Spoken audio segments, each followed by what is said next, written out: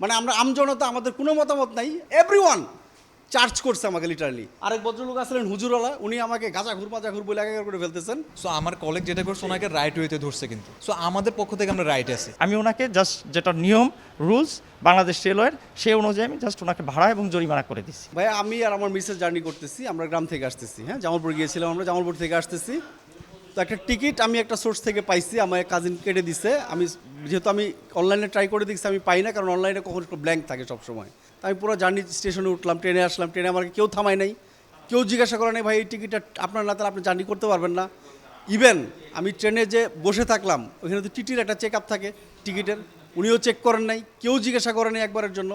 তা আমি নেমে এখন চলে আসতেছি, ভদ্রলোক আমাকে থামাইছেন, ওয়াজেদ ভাই উনি আমাকে থামাইছেন, থামাই বলতেছেন যে ভাই আপনার এই টিকিট আপনার না। আমি বলছি এই টিকিট আমার না, আমি ফেয়ার স্বীকার করছি যে এই টিকিট আমার না, ওনাকে আমি একবারও বার্গেন করিনি যে এই টিকিট আমার।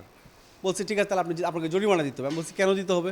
উনি বললো জরিমানা দিতে হবে বিকজ অফ আপনার এটা একটা ফেক টিকিট, আপনি যে অন্য টিকিট নিয়ে আসেন নাই, আরেকজন যে আপনাকে টিকিটটা দিয়ে দেন, উনি যেটা বলছে আর কি, যে অন্য যে টিকিট বোঝার উপায় কী। আমি বললাম ভাই তাহলে তো আমাকে ট্রেনেই চেক করতো, আমি তো নিশ্চয়ই পুরো জার্নির সিটে বসে আসছি, আমার টিকিট আছে বলেই তো আমি বসে আসছি, অন্য কেউ দাবি করলে নিশ্চয়ই এটা হতো না। তারপর উনি মানলেন না, ভিতরে আসার পর ওনারা জরিমানা করলেন। আমি বললাম যে আমি যদি জরিমানা না দিই কী করতে হবে? ওনার ড্রেস আপ না, আর একটা নর্মাল লুক, সে আমাকে থানায় পাঠিয়ে দিবে। বলছে ওনারা ধরে থানায় পাঠিয়ে দেন। মানে আমরা আমজনতা, আমাদের কোনো মতামত নাই, আমাদের ভুল, দুর্দান্ত ভুল। মনে হয় আমি মার্ডার করে আসছি, বড় ধরনের ক্রিমিনাল আমি, ওনারা বিহেভ করতেছে লুক লাইক আমি ক্রিমিনাল, এবং বড় ধরনের কোনো অফেন্স করে আসছি। এভরিওয়ান চার্জ করছে আমাকে লিটারালি। ওই রুমে নিয়ে যে আমার মিসেস সহ আমাকে বেরোতে দিবে না এই ওয়াজ জামা সাহেব, উনি আমাকে বেরোতে দিবে না, বলছে আপনি যেতে পারবেন না, বসেন আর একটু বসেন। আমি বললাম ভাই আমি তো জরিমানা দিচ্ছি, আমার কাজ শেষ। লোক আপনার ভিডিও করছেন কেন? আমি বলছি ভিডিও আপনার সিসি ক্যামেরা রুমে করা হয়েছে, আপনার ভিডিওটা সিসি ক্যামেরা রুমে হয়েছে, যেহেতু মিডিয়া নাই এখানে, আমি তো ওটা তুলতে পারবো না মিডিয়ার সামনে। আমার মিডিয়ার সামনে ব্যাপারটা তো তুলতে হবে যে আমি ভুল করছি, যাতে পাবলিক সবাই সচেতন হয়, এটাও বলছি ওনাকে। আরেক ভদ্রলোক আসলেন হুজুরওয়ালা, উনি আমাকে গাঁজা ঘুর মাজা ঘুর বলে একা করে ফেলতেছেন যে আমি বুঝি না কিছু, দুনিয়ার সব কিছু ওনারাই বুঝেন। জাস্ট বিকজ ওনাদের এখানে প্রায় 15-20 জন পিপল আছে, এই পজিশনটা ওনারা অ্যাপ্লাই করলেন আমার উপরে। সেম টিকিট আপনি 10 জনকে দিতে পারবেন, যেহেতু টিকিটে ওনার কোনো তথ্য নাই, কোনো ইয়ে নাই।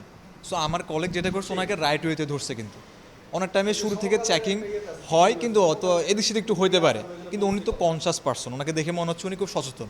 তো ওনার উচিত ছিল যে টিকিটটা উনি নিজের আইডি থেকে কাটা, অথবা ওনার ফ্যামিলির আইডি থেকে কাটলো আমরা ছেড়ে দিই। কিন্তু উনি যেটা করছে, উনি আইনের প্রতি শ্রদ্ধাশীল দেখান নাই, ঠিক আছে, উনি বাকবেদনটা জড়াই গেছে। পরে ভিডিও করছে, পরে আমাদের যে কলিগটা ওনাকে ইয়ে করছে, ওই রুমে নিয়ে গেল আর কি, মাস্টার সাহেব বোঝানোর জন্য আর কি। পরে ওনাকে টিকিট বানায় দিয়েছে, যেহেতু টিকিটটা ওনার না, এই টিকিটে ওনার কোনো তথ্য নাই, ওনার আইডি নাই, নাম নাই, সহযাত্রী হিসেবে নাম নাই, এনআইডি নাই, ঠিক আছে। এবং টিকিটে লেখা আছে টিকিট যার ভ্রমণ তার, ওনাকে কিন্তু ওই সেন্সেই ধরা হয়েছে। এখন এই জিনিসটা সরকার কেন করছে? এই কারণে করছে যাতে সলিড লোকে আসে, ওই সিটে ওই ব্যক্তি আসবে, অন্য কেউ আসতে পারবে না। তাহলে হবে কি, এই টিকিটটা সবাই দিয়ে দেবো আমি, সবাই চলে আসবে, বলতে স্যার এটা আমার টিকিট। উনি যে লিগ্যাল যাত্রী আমি কীভাবে বুঝবো? সো আমাদের পক্ষ থেকে আমরা রাইট আছে। আর উনি যদি জরিমানা দিতে সমর্থ না হয়, যদি উনি নেগলেন্সি করে, তাহলে আমরা কিন্তু ওনাকে থানায় হ্যান্ড ওভার করার অধিকার আছে আমাদের, সরকার আমাদেরকে সে অধিকার দিছে, চার্জশিট আছে। সো হয়তো অন্য একজন বলছে তো ওনার থেকে রিয়েক্টটা বেশি হয়ে গেছে, কিন্তু আমাদের এটা আইনে আছে, যদি উনি সমর্থ না হয়, আইনের প্রতি শ্রদ্ধাশীল না হয়, আমরা ওনাকে থানা দিতে বাধ্য হই, ঠিক আছে।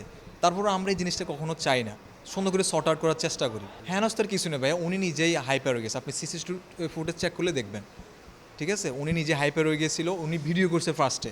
উনি কিন্তু একটা অথরিটি এখানে আসি ফারমিনসার ভিডিও করতে পারে না, আর আমরা এখানে কোনো ক্রিমিনাল কিছু করতেছি না যে ভিডিও করতে হবে। আমরা জানি টিকিট যার ভ্রমণ তার, অর্থাৎ একজনের আইডি দিয়ে অপরজন ভ্রমণ করা যাবে না। সেই ক্ষেত্রে উনি নিজেও বলছেন, কিন্তু উনি অন্য সোর্সের মাধ্যমে টিকিটটা কালেক্ট করছে, যেটা সঠিক না। যার কারণে আমি আইডেন্টিফাই করছি উনি একজন বিনা টিকিটের প্যাসেঞ্জার। সেই হিসাবে আমি ওনাকে জাস্ট যেটা নিয়ম রুলস বাংলাদেশ রেলওয়ের সেই অনুযায়ী আমি জাস্ট ওনাকে ভাড়া এবং জরিমানা করে দিচ্ছি। আমার যে স্টেপ, আমরা সেই স্টেপে আমরা যে চেক করছি, তার মানে আমি কিন্তু আমার দায়িত্ব পালন করেছি। আমি যদি চেক আপ না দিতাম, তার মানে আমি কিন্তু আমার দায়িত্ব পালন করি নাই। সুতরাং আমি আমার জায়গায় মনে করছি যে আমি সঠিক।